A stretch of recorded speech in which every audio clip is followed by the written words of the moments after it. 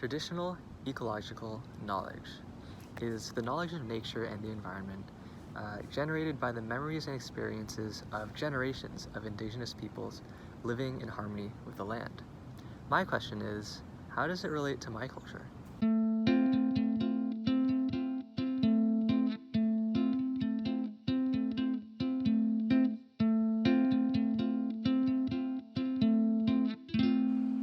Hi, I'm Keith. As the title tells you, I'm Filipino, and I'm taking a class at UCSB about traditional ecological knowledge. But as I was learning about all of these things, I felt a strange sense of familiarity. As I read Robin Kimmerer's Braiding Sweetgrass, I connected with her struggle not knowing her ancestors' language, just as I can't understand my parents' language, Tagalog. As I watched the documentary Gather, I connected with their acts of resistance against cultural assimilation through practicing their culture. One scene in particular of Nephi Craig, an Apache chef, serving traditional foods to a multi-generational gathering, including serving acorn soup to brown wrinkled elders who spoke a non-English language, gave me such strong vibes of my own family gatherings that I felt really close to the people in the film. Traditional ecological knowledge is, at its core, about indigenous people and lives. It comes from their culture of relationality, and today has to be understood in the context of colonization. My questions are, how does TEK play out in my own life and culture? And what even is indigeneity in the context of the Philippines? And how does colonization affect Filipinos? And what do I actually have in common with Native Americans?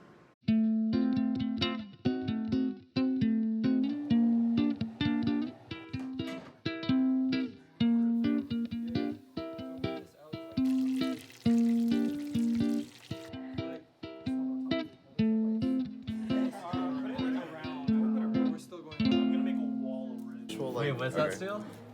Kangkong? Oh, Kangkong. Yeah, whatever. Derek, what's that? I don't know. Oh! Tocino. Very inspirational. Steel. Wait, it's Tocino, God. right? That's tocino. What is it? It's Just like chicken thigh breast, but then it's put in a sweet marinade. So I first decided to take a look at the Kamayan feast my housemates host every quarter. For those unfamiliar, the word kamay means hand in Tagalog, with kamayan meaning using hands. Okay. So, a Kamayan feast typically involves a gathering of people around a big communal mound of Filipino food atop a banana-covered table, eating together with hands. This is our version.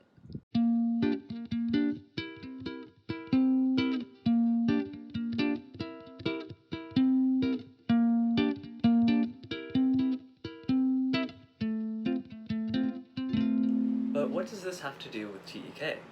Well, if I've learned anything, it's that food is foundational to indigenous culture, their relationality to the land, and their ancestral knowledge. Kamayan is a food-based tradition that employs non-Western customs, transmits Filipino culture, and is rooted in the Philippine ecosystem. Oh yeah. Okay, so you just like, you can grab, Wait, I have to see your hands. you can grab a little hunk. Okay. It's glutinous, so it stays in a ball. Okay. You can like grab meat, tomato, vegetable, anything, and just Okay, so like you take a chunk out of it, Okay. and so you take a little bit of rice. And the way I do it, or at least I was taught, was like you grab a little bit of rice and then you kind of like pinch it together, Yeah. and then you just have a little ball. And Nice. what's up? So, compared to eating with utensils, like, what's the difference in sensation, difference in meaning when you eat with your hands? I think it's, I don't know. I have like a deeper connection with my family when I do it, because like my family always does it. Like they would always eat with their hands, unless it's like soup or something. Right. Right. Yeah. So, like whenever we're like at family gatherings and stuff like that, we don't use utensils because it's just easier, right? Less dishes, less Right. Less stuff. Oh, just easier to do, and also it just feels more natural. I guess. Yeah. So, Yo, so what's up with the banana leaves on the table? So the banana leaves are here as a way to help place all of the food that's here, and what we used it for, especially in a little history for it.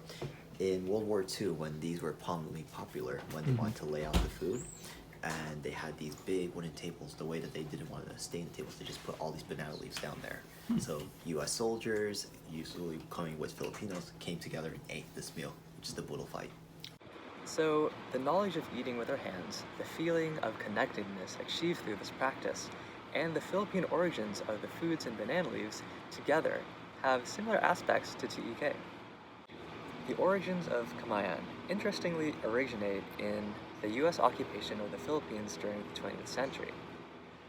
As recounted by Canadian researchers Daniel Bender and Adrian de Leon, the Boodle Fight, as it is sometimes called, was hosted by American military organizers as a multi-rank celebration, inspired by the local culture.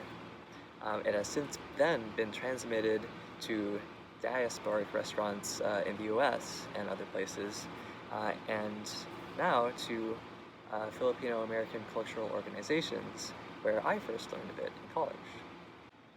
So an interesting takeaway from Kamayan is how it demonstrates how a piece of traditional culture, such as eating with your hands or using banana leaves as a plate, can be transmitted over space and through time, and still be Filipino culture, one that I practice today.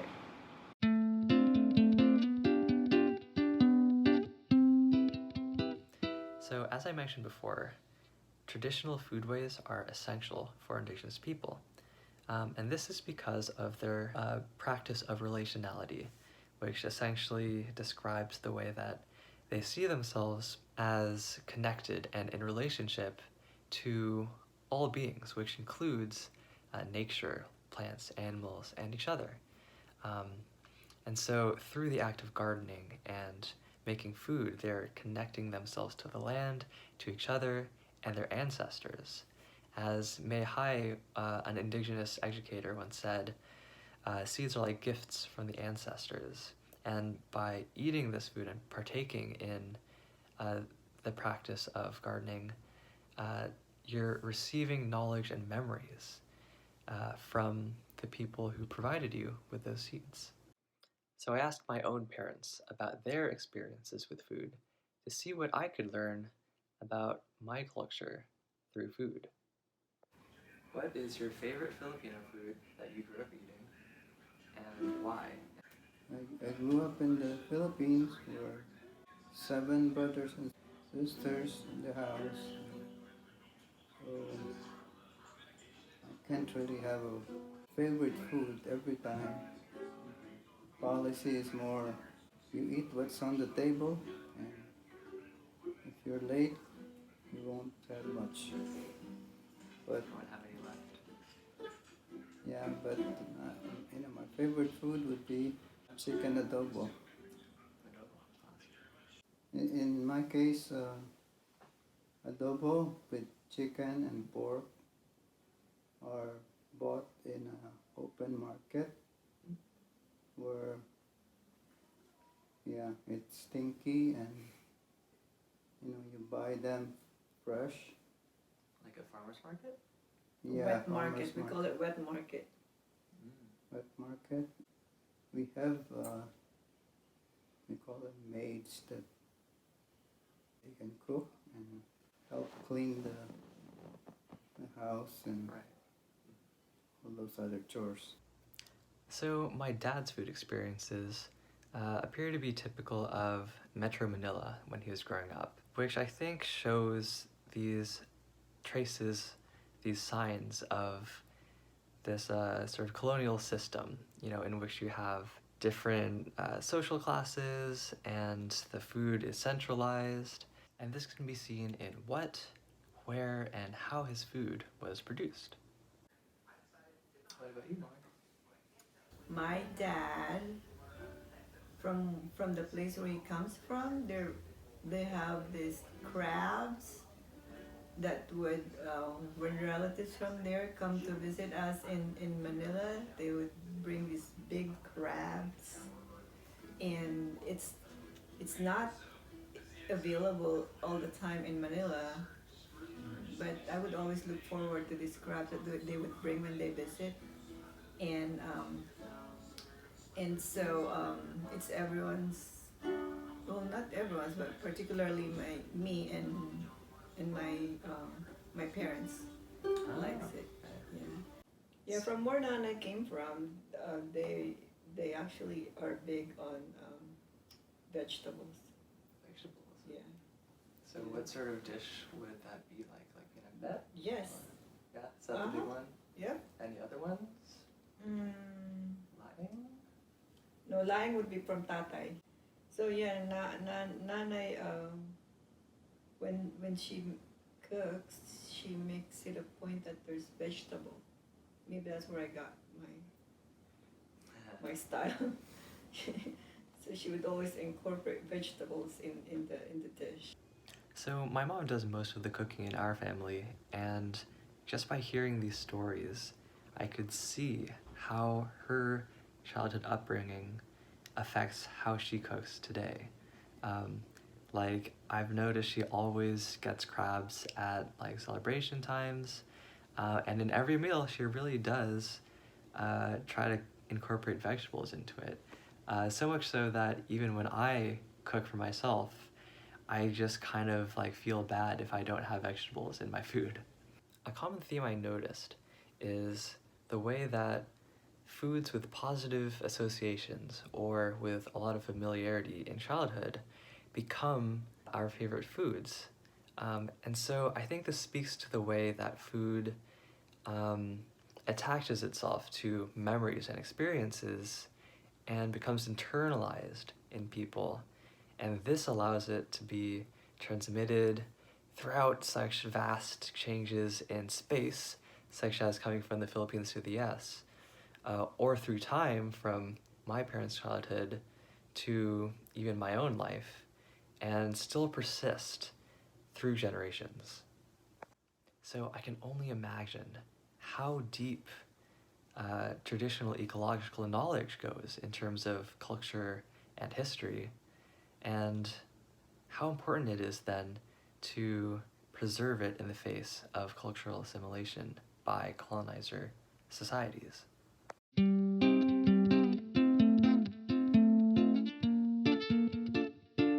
Filipinos, or like the modern conception of Filipinos, is actually a byproduct of colonialism.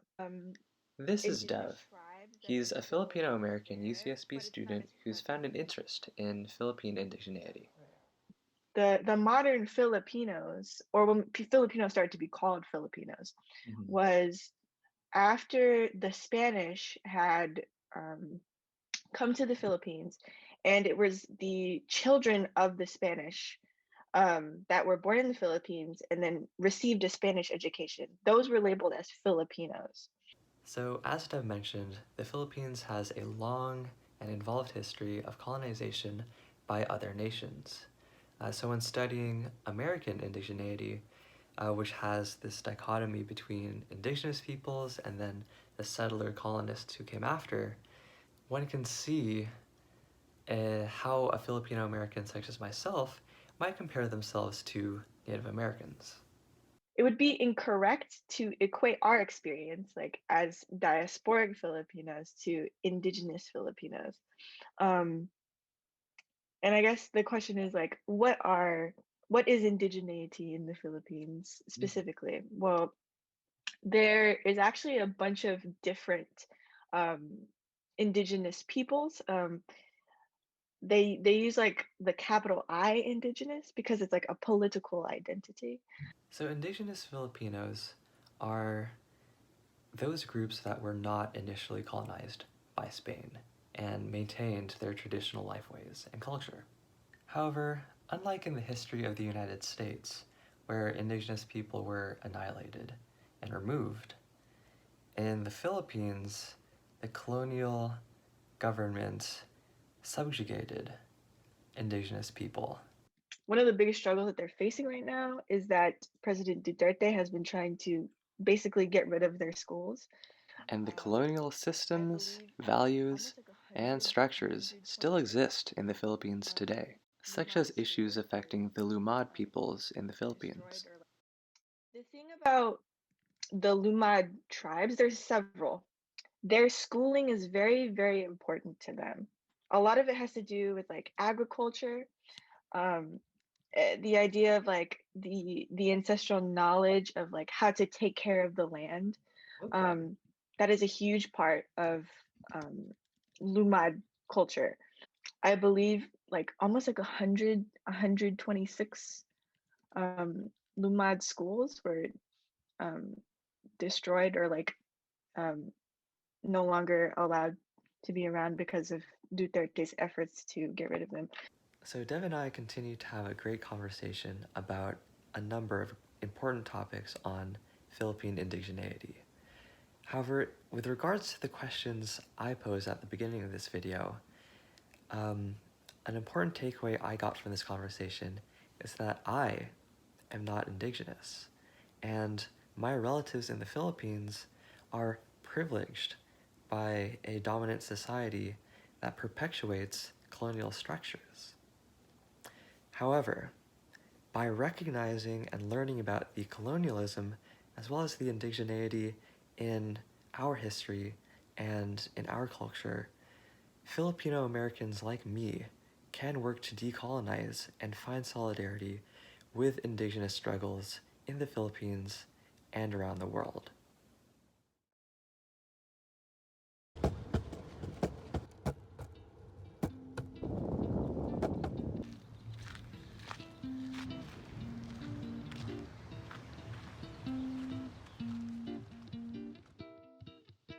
Everyone has some form of passed down knowledge, whether through the way you eat, the values you hold, or how you live your life.